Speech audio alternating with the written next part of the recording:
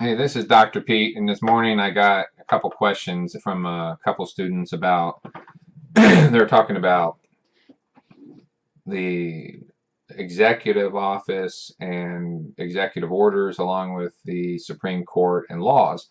And I think some people get confused about things. Executive orders, if you were to go back to George Washington and say, what is an executive order? He'd probably say, I don't really know what that is, but the concept, if you explained like it was about management of, say, the executive branch, he'd say, well, yeah, I mean, these are just, in other words, orders that you give the branch how to execute things. How do you take the law and you execute it? Maybe like the micro details.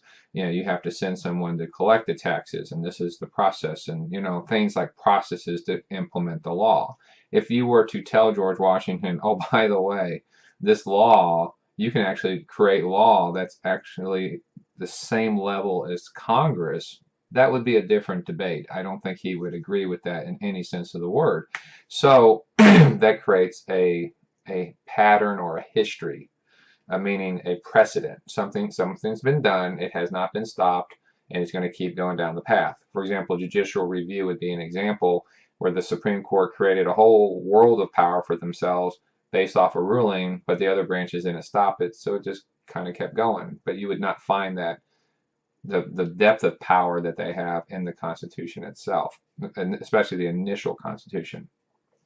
Then you have the issue of the judiciary making rulings. They are not laws. A lot of people get confused about that.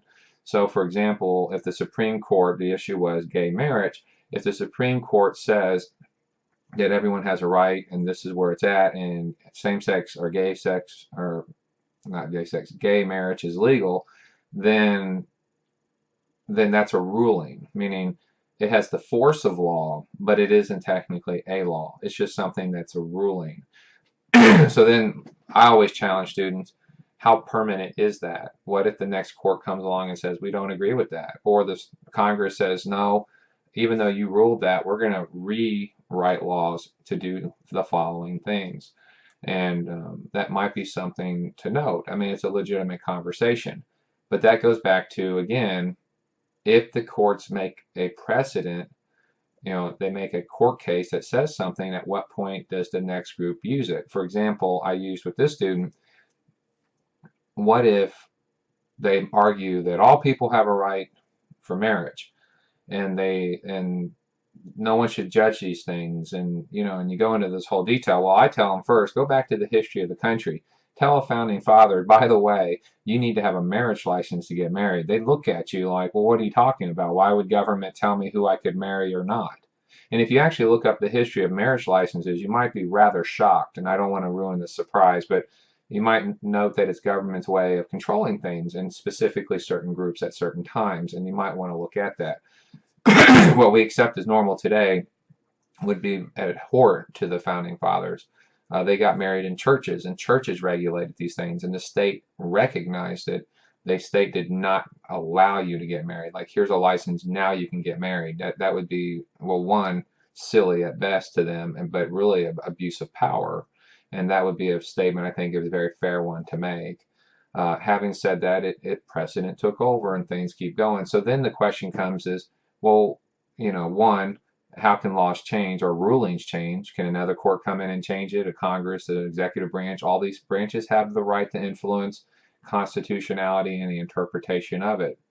The next thing is, what other groups have the right to do, for example, polygamists?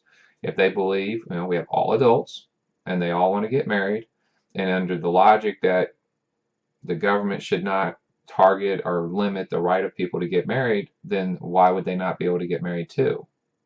And then you start asking questions about kids and what's a kid. And I think Boehner, or not Boehner, Ginsburg had noted the lowering of age of consent. She made some arguments about that a number of years ago.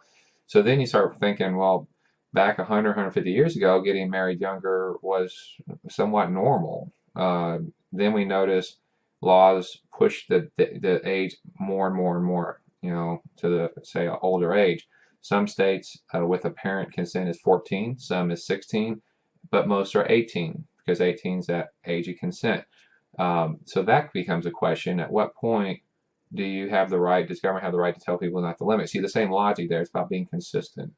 So what you justify in one thing, you almost start justifying other things. And that's what people talk about, the sliding or the lowering of standards or the equalization of standards. These are all things that are legitimately asked. Then the question some people would ask is then, okay, well, if someone gets married at 18, but they can't drink till they're 21, how does that make sense? They can serve in the military, they can sit there and have kids, do a lot of everything adults do, but yet somehow they can't have a beer. So how do these standards, how do these standards work? So the question is, a lot of times for me, is consistency. When someone makes an argument or someone makes a discussion, how consistent are they being? Are they looking at both sides? Looking at both sides does not mean you agree or make the point of the other side that you disagree with. It just means that someone's going to come at you right off the bat, and you know it. So at what point do you just go ahead and address the issue up front? And how consistent are we being? How consistent is the logic going to be? And these are legitimate questions, especially in government. If someone says that they're pro-choice, well, why are they pro-choice in some things and not pro-choice in other things? Or if they say, well, I believe in this issue, and you're like, well, that's fine, that's a freedom, but why would we not push it down to the state level? Oh, that's right, because the federal government decided it, so now you're a big federal government person on this issue, but when it comes to other issues, you're a real big state advocate. I find that kind of ironic. I noticed that in the media now, that there's now this new push in states that have state rights. Well, that wasn't the push for 8 years. It was all about the federal government, executive orders, and judicial autocracy, and all these wonderful things with the federal government. And then all of a sudden things switch because, remember, precedence. You allow your person to do certain things, and the next person can do it as well. But you don't like that, so now all of a sudden we want to have state rights. That's silly. So you make the bed that you lie in. And remember, the way you treat somebody today with the power, especially of the federal government, is how they're going to treat you tomorrow. And that's what the standard should be in the federal government. So there's a lot of different topics here. They all kind of fuse in together, but these students had really legitimate questions. I've kind of addressed it in other videos before, but it's just something I think needed to be touched on again. If there's any other topics, I really appreciate the opportunity and look forward to doing them. Thank you.